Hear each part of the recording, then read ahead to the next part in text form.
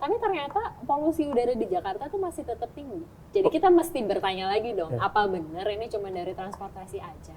Jadi kayak sumber polutannya ada di mana? Tapi karena dia terbawa sama faktor cuaca, misalnya angin, bisa ke bawah ke Jakarta.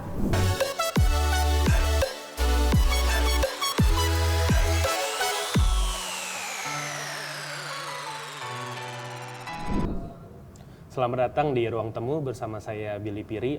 Kali ini saya kedatangan dua tamu.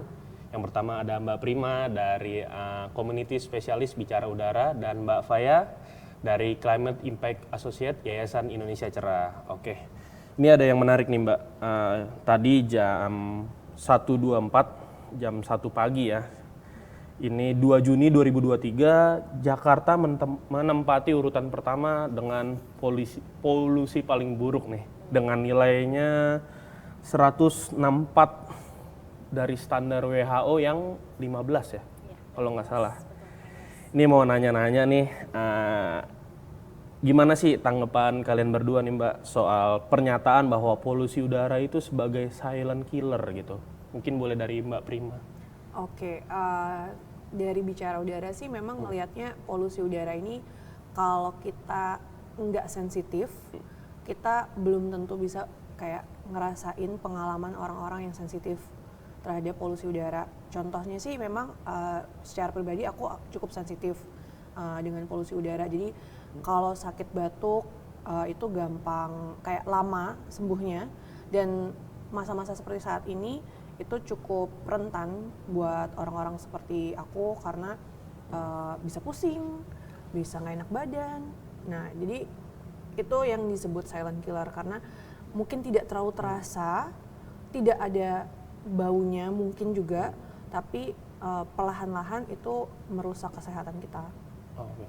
Mbak Faya, ada stigma kalau bilang ya kalau mau bersih mah ke puncak gitu, ke Bogor gitu. Jakarta mah ya udah karena semrawut, penduduknya banyak, kendaraannya banyak.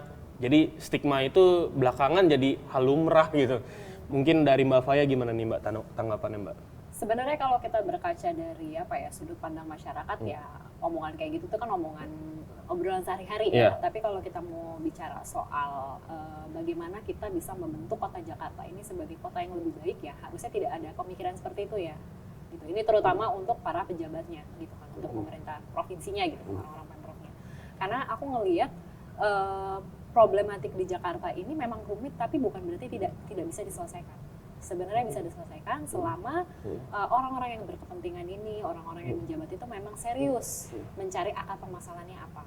Jadi kalau kita ngomongin soal Jakarta polusi udaranya jelek banget, kualitas udaranya jelek banget, itu udahlah kita cabut aja ke luar kota. Nah, apakah itu menjadi solusi?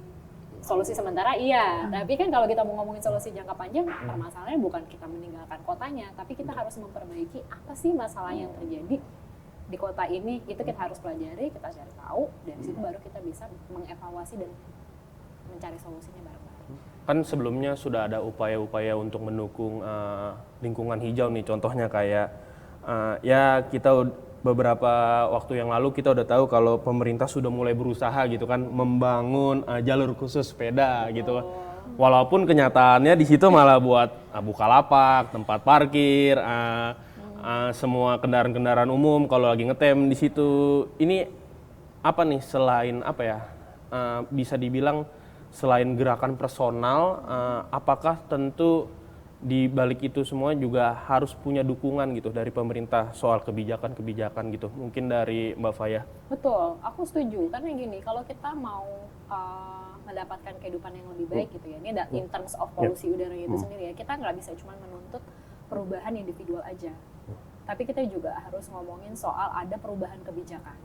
Kalau di Cerah kita lebih mendorong ke adanya perubahan kebijakan. Karena misalnya gini, pemerintah sering banget keluar-keluar, ayo dong kalian menggunakan transportasi publik gitu kan supaya polusi udaranya berkurang. Oke, it's a good point tapi masalahnya ketika pemerintah mendorong masyarakat seperti itu, apakah sudah dibarengi dengan fasilitas yang mumpuni? Kita aja ibaratnya kalau kita ngomongin KRL. Kemarin mungkin sempat dengar juga ya ketika DPR menolak ya kan pengajuannya untuk beli gerbong baru untuk KRL, padahal itu kan seharusnya itu berjalan berbarengan loh. Jadi ketika ada pemerintah untuk mendorong masyarakat untuk ayo kurangin polusi udara dari diri sendiri dengan cara apa? Jangan bakar sampah misalnya. Gunakan transportasi publik gitu kan. Jangan apa-apa, tapi harus ada kebijakan yang juga menguatkan dorongan-dorongan ini gitu loh. Jadi kan percuma dong orang-orang disuruh kayak naik kendaraan umum tapi transportasi umumnya nggak diperbaiki gitu kan. Kita juga kan sebagai rakyat kita punya hak ya, betul nggak? Betul. Kita punya pilihan gitu loh. Kita punya hak antara kita mau naik kendaraan pribadi atau kita mau naik transportasi publik, itu kan hak kita gitu kan. Tapi kalau seandainya pemerintah memang bisa membuat kebijakan yang ibaratnya itu berjalan paralel ya semuanya itu ya dalam menjadi satu kesatuan, ya harusnya sih bisa diterapkan. Jadi nggak cuma nuntut individual change-nya aja. Oke, Mbak Prima, ini bicara udara menyoroti masalah kualitas udara di Jakarta ini seperti apa nih Mbak? Mungkin dari segi regulasi atau mungkin prakteknya di lapangan? Ya, jadi nambahin apa yang tadi udah dijelasin sama Mbak Faya, bicara udara juga fokusnya ada 3, public campaign atau public awareness, research and collaboration, sama yang ketiga advokasi kebijakan itu. Menambahkan apa yang dijawab sama Mbak Faya, kita tuh kalau dari sisi masyarakat, banyak banget masyarakat yang belum tahu tentang bahaya polusi udara. Jadi di situ juga bicara udara punya banyak program untuk meningkatkan awareness masyarakat. Nah, kalau dari pemerintahnya yang juga disoroti oleh bicara udara itu belum ada pengakuan kalau ini tuh concern yang cukup penting dan belum ada juga law enforcement. Mungkin sedikit flashback, bicara udara tuh start with petition di website dengan kita ngumpulin 78.000 tanda tangan tentang aktivitas pembakaran sampah di Jabodetabek. Kayak mungkin masyarakat atau warga yang belum tahu kalau pembakaran sampah itu bukan hanya meninggalkan polusi pada saat pembakarannya, tapi setelah ditinggal, setelah selesai membakar, polusinya masih ada. Reduksinya itu. Ya, dan itu sangat berbahaya gitu. Mungkin juga banyak kasus kebakaran dan sebagainya gitu. Nah, kita bikin riset tentang aktivitas pembakaran sampah di Jabodetabek. Kemudian kita audiensi dengan beberapa dinas lingkungan hidup di Jabodetabek dan tidak semua menerima gitu. Jadi maksudnya, mungkin sudah ada nih kayak pengaduan, misalnya di Provinsi DKI kan udah banyak channel untuk mengadukan pembakaran sampah. But sesudah itu apa gitu? Pelakunya apakah dihukum? Apakah harus sosialisasi secara masif dan sebagainya? Nah, itu yang kurang. Makanya bicara udara mungkin mengisi di public campaign untuk menyadarkan masyarakat kita harus bersuara bareng-bareng. Mungkin kalau dilihat mungkin sepele kali kayak bakar sampah paling berapa menit gitu, angus tinggal. Tapi tolok ukurnya dari mana nih Mbak? Kalau ternyata pembakaran sampah itu warga khususnya kan itu cukup membuat udara khususnya di ibu kota jadi makin buruk gitu Mbak. Jadi bicara udara pernah bikin Instagram @laporbakar_sampah karena sebenarnya itu kita sekaligus juga mau melaunching hasil studi riset dan kita juga mau observe ternyata memang masyarakat tuh sangat terganggu walaupun disebut paling cuma 1 jam terus hilang, tapi kan ini ada bayi di rumah, terus mungkin dia mau berangkat kantor, mau berangkat sekolah udah wangi, misalnya mau berangkat ke sini gitu, udah dandan gitu, ternyata tiba-tiba tetangga bakar sampah, ya bau lagi gitu. Dan yang pasti ketika warga itu membakar sampah dengan kurangnya pengetahuan, kan sampah dicampur ya, itu kan banyak zat-zat berbahaya. Apalagi gitu. kalau ada baterai segala macam. Nah, Meledak gitu. Iya. dan banyak kan kejadian Betul. kebakaran akibat pembakaran. Korek rokok udah sisa disangka udah habis, ternyata masih bisa. Nih Mbak Faya, ini ada yang menarik nih. Tahun 2018 nih ya, Koalisi Ibu Kota untuk kali pertama itu mengajukan gugatan terhadap kualitas udara di DKI Jakarta. Dan di tahun 2021 ini katanya berhasil nih Mbak memenangkan gugatan atas emang benar ya. Walaupun karena sebenarnya ya walaupun dibilang berhasil menang gugatan gitu, tapi realitanya saat ini gimana nih Mbak? Realitanya ya seperti yang tadi dilaporkan sama Billy di awal tadi jam 1.24 tadi kita Jakarta nomor 1 masih. Itu realitanya. Oke. Mungkin aku sedikit ralat ya. Jadi kalau untuk pengajuan gugatan koalisi ibu kota itu masuk ini di tanggal 4 Juli 2019. Jadi 2018 itu kita baru ngasih penyerahan notifikasi. Gitu. Tapi kalau untuk gugatan resminya itu 2019 tanggal 4 Juli di gitu. Pengadilan Negeri Jakarta Pusat. Dulu kalau nggak salah saya pernah sempat meliput tuh yang 2019. Ya yang digugat juga apa bener ini yang digugat orang-orangnya soalnya yakin nih ring 1 nih yang digugat nih, yakin nih mau ngegugat nih, tapi ternyata menang gitu kan, walaupun realitanya. Nah sebenarnya kan beberapa hari ini udara Jakarta masuk kategori tidak sehat gitu kan. Menurut Mbak Faya ini sumber utamanya apa sih Mbak? Kalau kita bicara data ya, sumber utama memang di Jakarta itu memang masih dari transportasi gitu.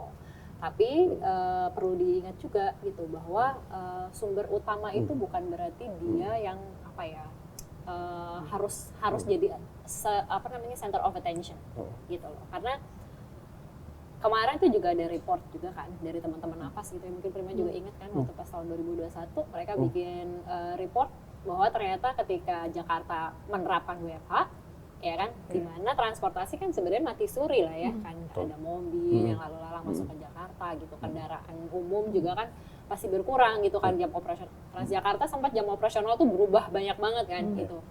Tapi ternyata polusi udara di Jakarta tuh masih tetap tinggi. Jadi kita mesti bertanya lagi dong, apa benar ini cuma dari transportasi aja gitu. Karena kita juga harus berpikir gini. Kalau tadi Prima kan ngejelasin ya, kalau bakar sampah ya kan, oke mungkin kayak cuma setengah jam beres gitu kan, dianggapnya udah nggak ada polusi. Enggak, polusinya stay. Dan itu sama juga kalau kita mau ngomongin soal sumber polutan yang lain. Jadi ketika ada kendaraan bermotor tidak beroperasi gitu kan, dia tidak ada melakukan aktivitas di jalanan, oke, itu salah satu sumber yang gone gitu kan, ibaratnya nggak ada. Tapi ada lagi nih sumber-sumber yang lain yang ternyata masih stay dan mungkin traveling gitu kan. Jadi sebenarnya kalau kita ngomongin polusi itu kan benda yang sangat ringan ya. Kita bahkan nggak bisa ngeliat ya kan. Tadi Prima bilang nggak bisa nyium gitu kan ya. Mungkin ada beberapa yang kita bisa cium gitu baunya kan ya, asap pembakaran knalpot yang udah jelek banget gitu misalnya, asap bakar sampah kita bisa cium gitu kan. Tapi ada juga memang beberapa yang pada akhirnya itu kita mengenal dengan istilah transboundary air pollution. Jadi kayak sumber polutannya ada di mana, tapi karena dia terbawa sama faktor cuaca, misalnya angin, bisa ke bawah ke Jakarta. Gitu. Pernah baca tuh Mbak? Iya, jadi ngumpulnya di Jakarta, walaupun sumbernya itu entah di Cikarang, Zularaya, segala. Iya betul gitu. Jadi makanya kalau ditanya sumber polutannya dari mana, iya data memang jelas gitu kan bahwa sumber utama memang dari transportasi. Tapi transportasi itu bukan yang harus selalu disorot gitu, karena pada faktanya ada juga nih, ibaratnya tuh kayak nggak ada di Jakarta, tapi dampaknya sampai ke Jakarta. Kayak tadi yang disebut sama Billy, ya kan, pabrik-pabrik di Cikarang, di Tangerang gitu misalnya, terus ada PLTU di Banten banyak banget, ya kan. Nah ini ngomong-ngomong soal PLTU nih Mbak, ada apa ya, kayak ironi aja gitu, pemerintah kita mendorong masyarakat untuk pakai kendaraan listrik, motor listrik, mobil listrik, tapi listrik kita itu masih mengandalkan batu bara gitu kan. Kayak ada apa ya? Ya karena kayak ada kita mau maju untuk menghijaukan negara, menghijaukan lingkungan, tapi sumber daya kita masih nggak hijau gitu. Menurut Mbak Prima gimana nih kejadian ini nih? Sebenarnya mungkin kalau itu ada penjelasannya di filmnya Bicara Udara. Kita punya film dokumenter judulnya Sengal. Jadi kan memang kalau Indonesia dengan pertimbangan negara yang penduduknya banyak dan memang batu bara itu komoditi juga kan. Nah, memang perlu waktu dan perlu proses untuk transisi ke energi yang lebih baik gitu. Dan energi yang lebih bersih juga. Nah, ini mungkin sekali lagi Bicara Udara dengan Yayasan Indonesia Cerah itu melakukan advokasi kebijakan itu tadi, bahwa oke, kita yang mana nih yang bisa dibenahi, bahwa memang misalnya kita mau menggunakan sumber energi yang lain seperti apa, pro kontranya, atau mungkin kelebihan kekurangannya, prosesnya berapa lama dan sebagainya, proses transisinya maksudnya, kayak gitu. Mbak Faya, ini kalau dari Indonesia Cerah mungkin sesulit apa sih Mbak melakukan transisi energi terbarukan gitu, dari yang tadinya PLTU mungkin jadi tenaga angin atau tenaga panas bumi atau yang lainnya yang lebih ramah, itu sesulit apa gitu, dan kemungkinan kita untuk transisi ke sana tuh berapa persen keberhasilannya gitu Mbak? Sebenarnya kalau kita mau ngomongin sulit atau nggak sulit itu relatif ya. Bagaimana pemerintah, kan ini kan ibaratnya sesuatu yang kita bikin untuk negara itu kan kendalinya ada di pemerintah ya. Berarti yang kita ngomongin soal kebijakan tadi gitu kan ya. Kalau seandainya memang pemerintahnya sudah komit untuk transisi energinya ke energi yang terbarukan ya, bukan baru terbarukan ya, terbarukan ya, kita ngomongin energi terbarukan. Harusnya sih tidak sesulit yang apa ya, yang dibayangkan sama orang-orang gitu loh. Karena kalau kita ngomongin gini, Indonesia itu potensinya besar banget. Kita matahari punya, sungai kita banyak, laut kita banyak, ya kan, angin kita juga. Kita negara kepulauan, udah pastilah kena angin gitu kan mana-mana. Jadi sebenarnya sumber potensi untuk energi terbarukan kita itu banyak sekali, besar. Gitu kan. Tapi masalahnya memang kalau kita mau ngebalikin untuk permasalahan bisnisnya sendiri, mungkin ya ini dianggap kurang cuan. Susah kalau udah gitu. Ngomongin cuan. Jadi pada akhirnya kan apa ya, mungkin yang bikin rumit itu adalah situasinya yaitu kayak mungkin mereka berpikir, oke gimana ya kalau kita udah kayak gini nih, apakah ini, apalagi Indonesia masih punya banyak stok batu bara gitu kan. Jadi itu suatu hal yang pada akhirnya memang menjadi apa ya, kayak tarik ulur terus gitu kan. Tapi aku sih gini, aku mewakili Indonesia Cerah itu, kita pun tidak yang sefrontal itu, dalam artian kita nggak mungkin lah transisi energi yang seketika gitu kan ya. Semua memang harus bertahap, tapi jelas gitu. Kita mesti punya apa ya, kayak ibaratnya itu timeline. Betul. Kita mau menuju Indonesia yang bersih itu di tahun berapa? Ada tahap 1, tahap 2, tahap 3-nya. Tahap 1-nya tuh goals-nya apa sih gitu kan. Terus ini apa, berikutnya itu apa. Tapi kan permasalahannya sekarang ya, jalan nggak Mbak? Timeline-nya kira-kira nih kalau dari versi. Itu pertanyaan yang menarik gini kan. Jadi waktu pas kemarin pertemuan G20 di Bali, Indonesia kan mendapatkan hibah tuh untuk just energy transition. Betul. Ya kan? Nah itu kan yang sekarang lagi dikawal juga nih sama teman-teman Indonesia Cerah nih, karena ini kita ngomongin uang yang sangat besar, gitu kan. Tapi apakah pendanaan ini nanti skemanya seperti apa, akan dialirkan untuk yang seperti apa, itu yang perlu kita kawal. Gitu. Karena kita memang kalau di Indonesia Cerah sih kita berharap bahwa ini memang ada apa ya, uang yang dihibahkan ke kita itu memang betul-betul berjalan ke arah transisi energi, gitu loh. Jadi bukan cuma sekedar jargon atau sekedar kayak solusi palsu atau greenwashing kayak gitu-gitu loh. Jadi kayak ini suatu hal yang memang harus selalu kita kawal. Jadi kalau tadi pertanyaan Mas Billy, sulit nggak sih? Ya sulit, karena kita harus berlawanan sama pemerintah yang basically punya mindset yang beda sama kita. Mbak Prima, ini sejauh mana nih menurut Mbak Prima pemerintah mengatasi persoalan kualitas udara? Apa mungkin tadi yang kita omongin itu elektrifikasi jadi solusi atau gimana nih Mbak? Mungkin kembali lagi yang mau aku garis bawahi ke public awareness sih, sekali lagi. Rasanya itu pemerintah nggak akan mengambil suatu concern kalau masyarakat tuh nggak benar-benar tercerahkan, cerah atau kayak benar-benar ikut menyuarakan gitu. Nah, salah satu program yang paling baru yang dijalankan oleh Bicara Udara itu adalah audiensi dengan Menteri Kesehatan Pak Budi Gunadisadikin langsung. Kita dengan Perhimpunan Dokter Paru Indonesia sedang merilis laporan tentang beban anggaran negara yang disebabkan oleh penyakit respiratori yang disebabkan oleh polusi udara. Nah di situ yang mungkin banyak orang atau mungkin banyak organisasi belum bisa mengambil hubungan antara korelasi itu antara polusi udara dengan penyakit pernafasan. Ketika aku awal masuk di Bicara Udara itu aku sempat riset dan banyak juga sih yang kayak even pemerintah bilang emang hubungannya apa, kayak hubungannya itu tidak langsung gitu. Padahal penyakit respiratori itu membebani negara tuh sebesar akumulatif 18 triliun. Nah, jadi kita harus bareng-bareng nih, oke, pemerintah mungkin saat ini, pemerintah sudah ada berbagai program atau berbagai langkah, seperti misal yang aktivitas pembakaran sampah itu kan udah ada jejaring untuk melaporkan. Tapi kemudian pertanyaannya, benar nggak diimplementasikan nggak, law enforcement-nya seperti apa?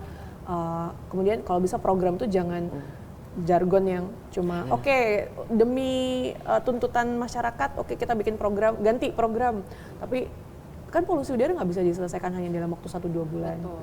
Gitu. Jadi dari Bicara Udara juga terus-menerus membangun public awareness supaya mereka ngerasain sih, akhir-akhir ini mungkin jadi tersorot karena jadi sejak aku kerja di Bicara Udara, kayak teman-temanku banyak yang nge-tag aku di Instagram kayak, Prim, hari ini polusi udara, kayak hari ini kualitas udara jelek banget.